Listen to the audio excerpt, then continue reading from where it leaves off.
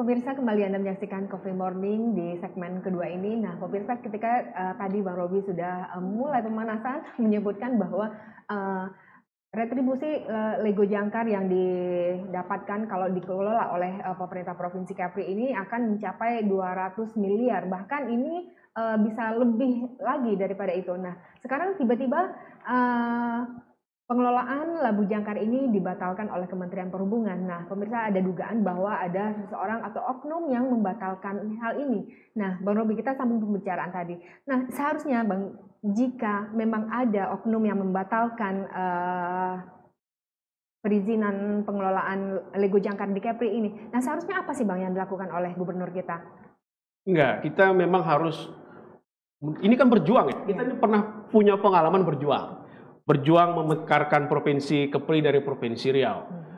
Kemudian berjuang, apalagi banyak yang kita perjuangkan. Nah, ini perjuangan mendatangkan PAD yang cukup besar. Saya kira tidak salah dan boleh kita melakukan gugatan tentang Labu Jangkar itu. Dan APBD Kepri sudah dialokasikan loh. Berapa? 800 juta kalau nggak salah untuk biaya di pengadilan. Membayar pengacara-pengacara hebat untuk memenangkan kasus itu kalau kita beradu sama Kementerian Perhubungan. Nah, kemudian kita diperkuat lagi dengan surat dari Menteri Polhukam itu kan, bahwa Kepri bolehlah retribusinya diambil, dikelola oleh Kepri. Nah, itu menjadi lampu hijau sebenarnya. Kenapa Pak Gubernur malah misalnya mau ya ditukar misalnya dengan proyek-proyek infrastruktur di bidang laut tadi seperti pelabuhan, kapal, bantuan kapal. Padahal ini lebih besar potensinya untuk menambah gerak perekonomian Kepulauan Riau melalui tambahan PAD tadi. Pak Gubernur bisa membangun tambahan 200 miliar itu banyak. Dia bisa bangun apa saja untuk keperluan masyarakat Kepulauan Riau. Karena tahun ini tahun 2022, tahun 2023 udah tahun politik, udah mulai kampanye lagi. Nah, ini menjadi saya kira sisi lemahnya pemerintah Kepulauan Riau kalau Labu Jangkar ini memang tidak dapat diperjuangkan. Karena di awal jabatannya beliau disebut sebagai mobil F1 ya, yang laju kecepatannya, ketika baru dilantik sudah mendapatkan retribusi 300 juta dari sisi Labu Jangkar tadi. Kemudian tadi berubah lagi kebijakannya. Nah, ini kita mohon, mungkin kita dorong lagi supaya jangan jangan terlalu terimalah segala keputusan pusat soal negosiasi Labu Jangkar itu. Nah, kita khawatir memang ada jangan-jangan ya ada pihak yang bermain supaya mereka punya perusahaan untuk mendapatkan keistimewaan dari bisnis laut ini. Bang, kalau seandainya selain daripada Labu Jangkar, retribusi Labu Jangkar ini, apa sih yang bisa menghasilkan PAD yang tinggi daripada Labu Jangkar ini di Kepri ini? Kalau kita lihat Singapura itu, ini kan kapal itu kan antrian panjang ya. Kemudian mereka bongkar muat. Segala keperluan kapal-kapal di Singapura itu yang mendapatkan perputaran roda ekonominya di situ. Dia perlu air, dia perlu makanan, dia perlu sembako, dia perlu pembersihan kapal, dia perlu mekanik dan lain sebagainya. Ini yang besar. Nah, kalau itu semua dikendalikan oleh sektor-sektor swasta yang tidak masuk ke dalam pendapatan daerah, tentu itu tidak bisa kita gunakan untuk kemampuan kemakmuran rakyat. Itu masuk ke dalam sektor usaha swasta. Nah, kalau itu yang diambil alih BUP misalnya, Badan Pelabuhan yang kita sudah siapkan itu untuk mengelola sektor itu harusnya lebih maksimal. Kalau itu dapat diambil alih.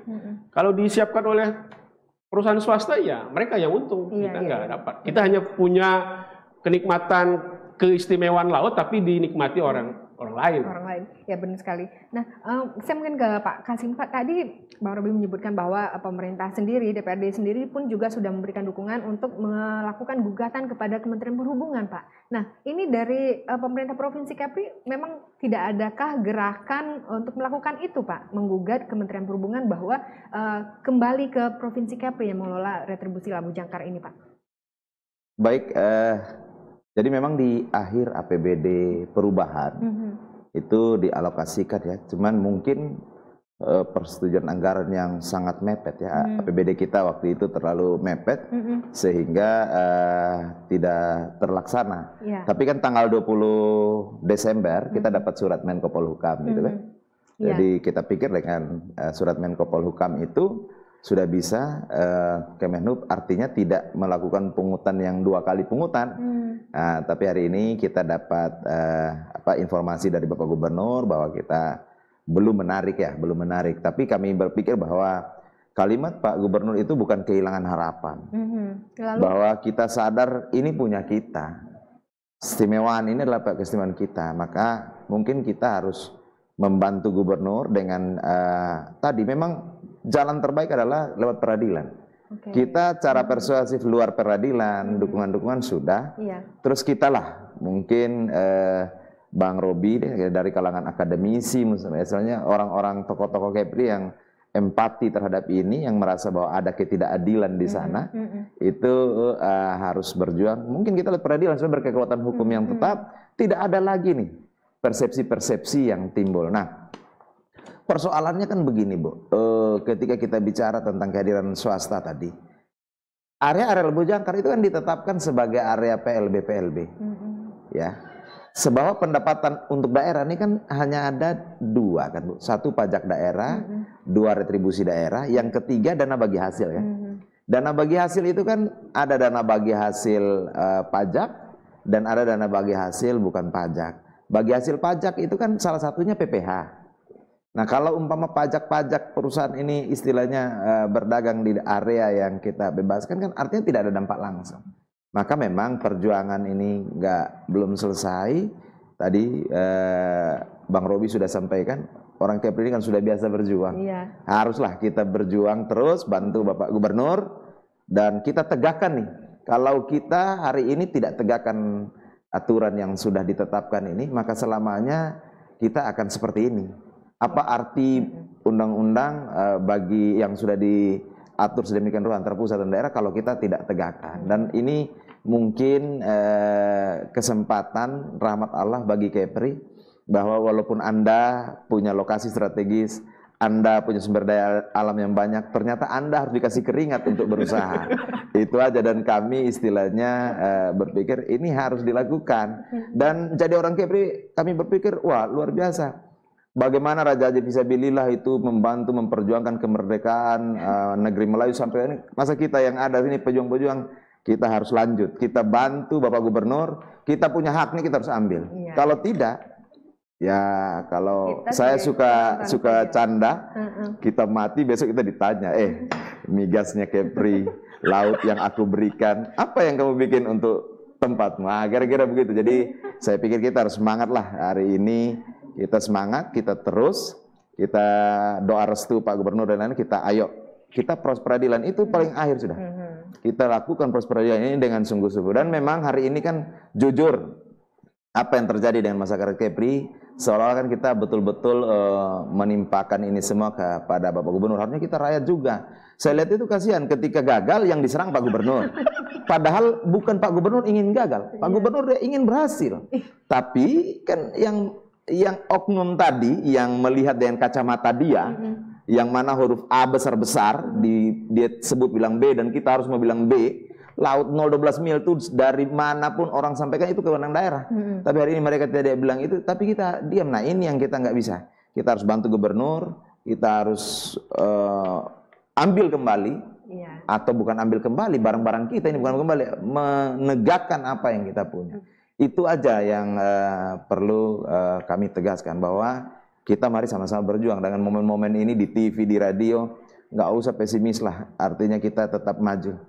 Kalah itu kan kita udah biasa, menang itu yang luar biasa, maka kita harus berjuang. Baik. Nah, Bung Robi, saya mungkin juga berpikir begini, Bang. Mungkinkah kan Kepri ini jika nanti misalnya pengelolaan itu izin itu diberikan kepada Kepri, ini akan menimbulkan mungkin semacam iri mungkin dari provinsi lain juga. Nah, nantinya kalau misalnya Kepri diberikan, provinsi lain juga akan mengikuti hal yang sama. Nah, ini akan berimbas kepada pendapatan negara sendiri kan yang paling besar dari Labu Jangkar. Nah, kalau misalnya dikelola oleh daerah, nah pendapatan negara yang akan berkurang, begitu Bang?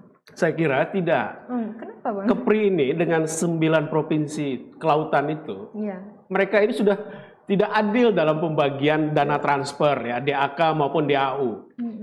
Nah, ini menjadi persoalan kita dengan luas lautnya sampai ke Natuna sana, 1 jam penerbangan ya. Mana ada provinsi lain mau dari ibu kota ke kabupatennya 1 jam penerbangan. Misalnya dari mana? Dari Jawa Tengah ke Solo pakai mobil selesai, dari Semarang ke Solo. Dari mana? Dari Surabaya ke Sidoarjo dekat. Dari Jawa Timur, Surabaya ke Gresik dekat Jawa Timur. Kita 1 jam penerbangan dari Batam ke Natuna jauh. Sementara pembagian konsep DAU-nya itu kan beda.